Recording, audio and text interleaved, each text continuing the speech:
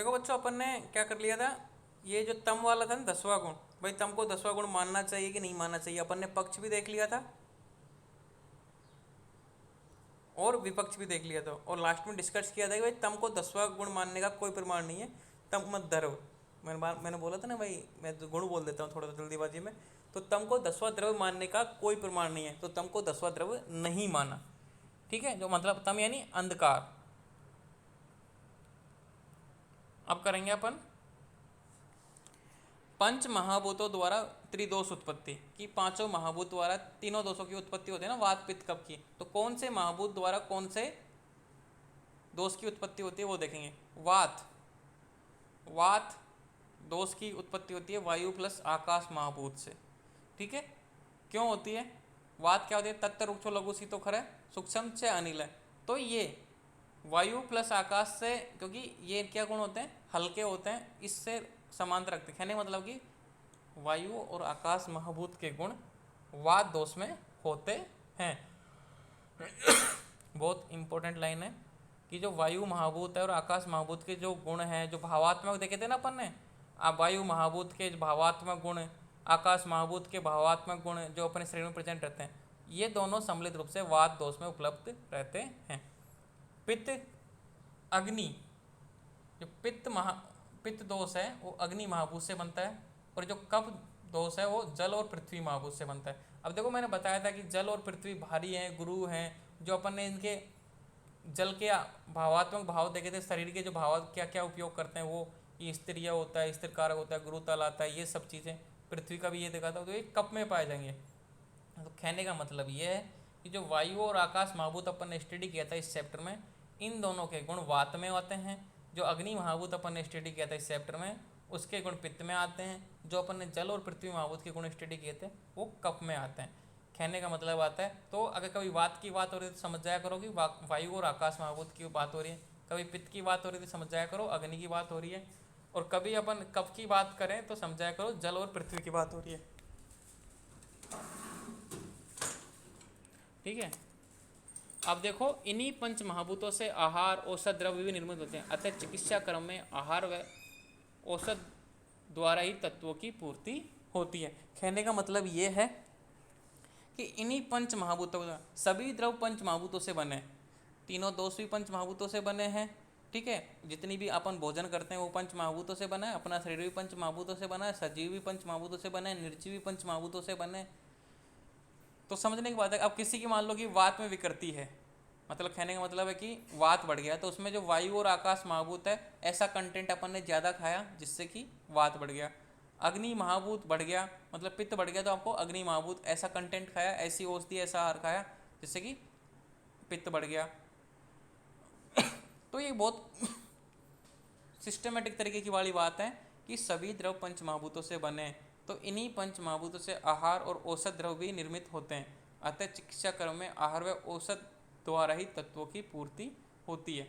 कहने का मतलब है कि शरीर में, क्योंकि अपना शरीर भी पंच महाभूतों से बना है, दोष भी पंच महाभूतों से बने, तो कोई सा भी दोष विकृत हो, औषधि भी पंच महाभूतों से बनी है, तो जो जिस दोष में कमी है उसका ऐसे आहार विहार खिलाओ, वो रोग ठीक हो जाएगा। जैसे उत्पन्न रस, मधुर, अम्ल, लवण, कटु, तिक्त, कषाय, 6 रस आप जानते हो।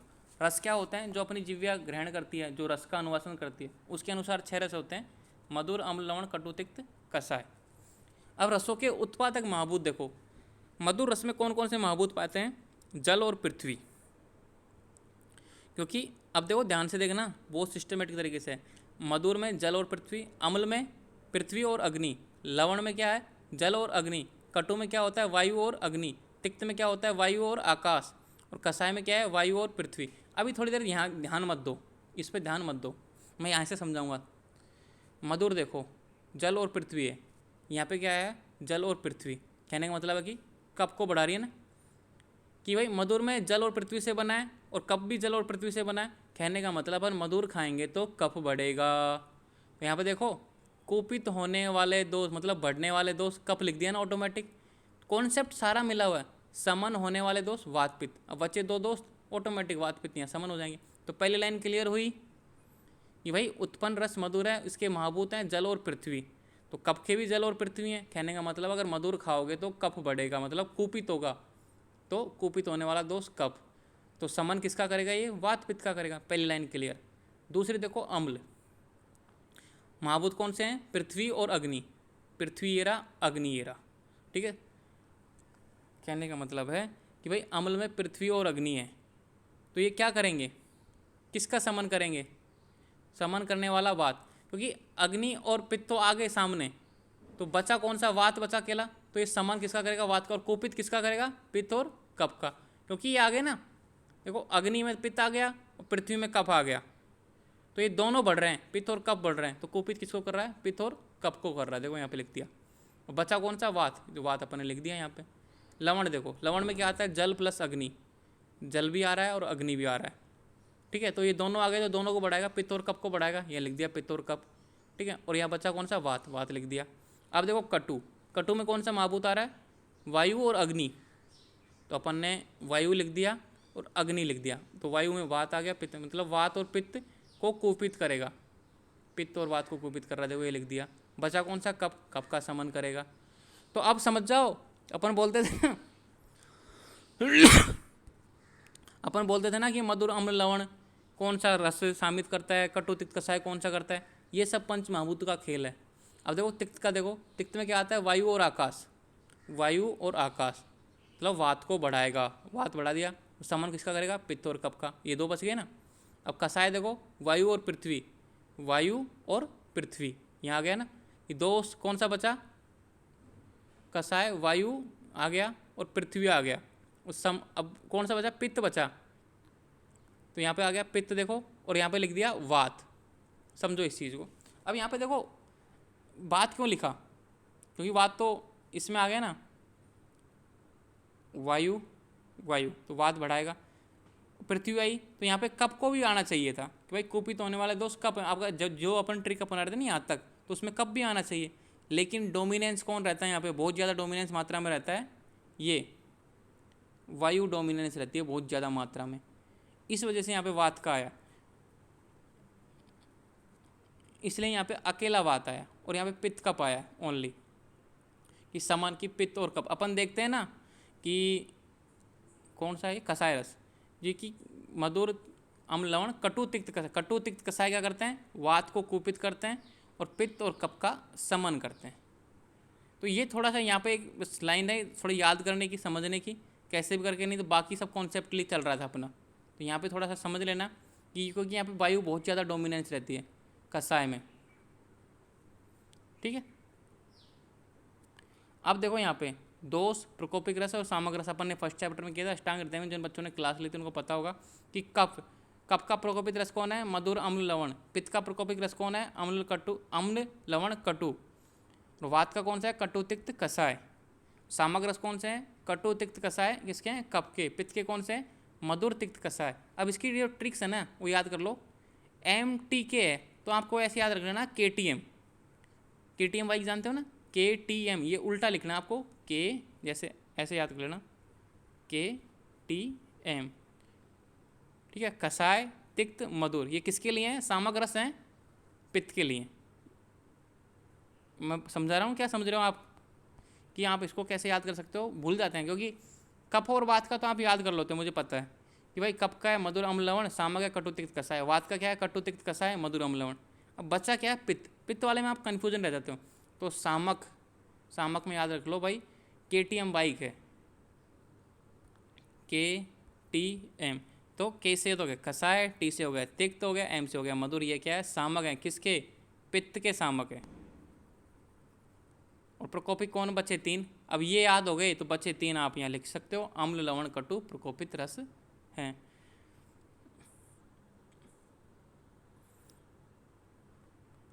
अब देखो यहाँ भी देख लो, सर यहाँ रस, हेलो, रस के महाभूत को याद करने का कोई शॉर्ट ट्रिक्स है क्या सर?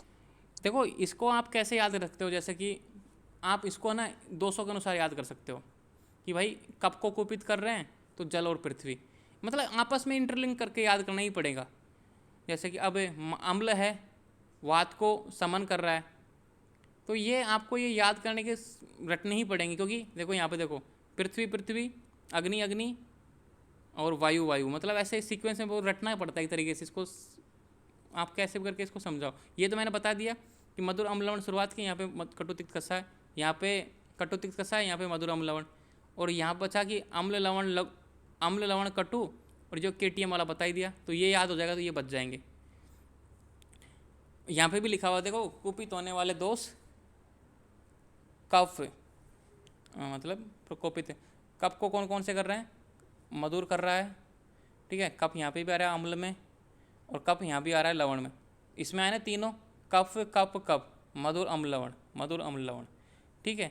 पित्त में, पित्त देखो कहाँ कहाँ आ रहा है, पित्त पित्त पित्त, अम्ल में आ रहा है, लवण में आ रहा है, कटु में आ रहा है, अम्ल में आ रहा है, लवण में आ रहा है, कटु में आ रहा है, मतलब सब सीक्वेंस में। अब देखो वात में, वात कहाँ कहाँ आ रहा है, 1 2 3, नीचे के तीनों में आ रहा है वात। कटु तिक्त कसा है, कटु तिक्त कसा है। अब सामक कहाँ पे आ रहा है, यहाँ पे भी सामक आ रहा है, यहाँ पे लिख दो बस। अब ये जो रसों के महाभूत है ना, ये आपको रटने ही पड़ेंगे। अगर ये समझ में आ गए ना, और ये इनको रट लो, ये ऑटोमेटिक क्लियर है। लेकिन आजकल तो डायरेक्ट ही याद कर लिए, मतलब वेस यहाँ से तैयार हुआ था। अपन ने जो फर्स्ट चैप्टर में पढ़ा था ना अष्टांग हृदय में, भाई ये मधुर अम्ल लवण कप को प्रकोपित करते हैं, कटु तिक्त कसाय कप का नाश करते हैं, तो यहाँ से था ये महाभूतों के अनुसार, ये महाभूतों के अनुसार, ये आपको याद करने ही पड़ेंगे। इस तरीके से अपना जो सबसे लेंदी चैप्टर था द्रव्य, और सबसे ज़्यादा इम्पोर्टेंट था, सबसे क्वेश्चन भी बहुत ज़्यादा आते हैं इस चैप्टर से, वो अपना फाइनली पूरा हो गया। थैंक यू आपका, मतलब वेट करने के लिए, इतना लेंदी चलने के लिए। मैं भी थोड़ा सा कुछ क्या बोलते हैं, बहुत ही ज़्यादा हो जाते हैं, कुछ चैप्टर बहुत ज़्यादा बड़े हो जाते हैं। अब गुण वाला चैप्टर है जो अपना 7 या 8 तारीख को पूरा हो जाएगा, 12 तारीख को फर्स्ट पेपर पूरा हो जाएगा, 12-13 तक फर्स्ट चैप्टर कंप्लीटली पूरा हो जाएगा, ठीक है। तो जिन बच्चों सेकंड किस्त जमा करा देना, वैसे भी क्लास में कम ही बच्चे हैं इस समय, सारे बच्चे एब्सेंट हैं, ठीक है। आज डॉक्टर्स डे है तो छुट्टी कर ली सब बच्चों ने, सभी को happy doctors day, thank you. इस चैप्टर के क्वेश्चन मैं अगले चैप्टर में बता दूंगा, मतलब अगले चैप्टर को शुरू करने से पहले बता दूंगा, और आपको PDF भेज दूंगा कल में, और अपना अगला चैप्टर स्टार्ट करेंगे। धन्यवाद।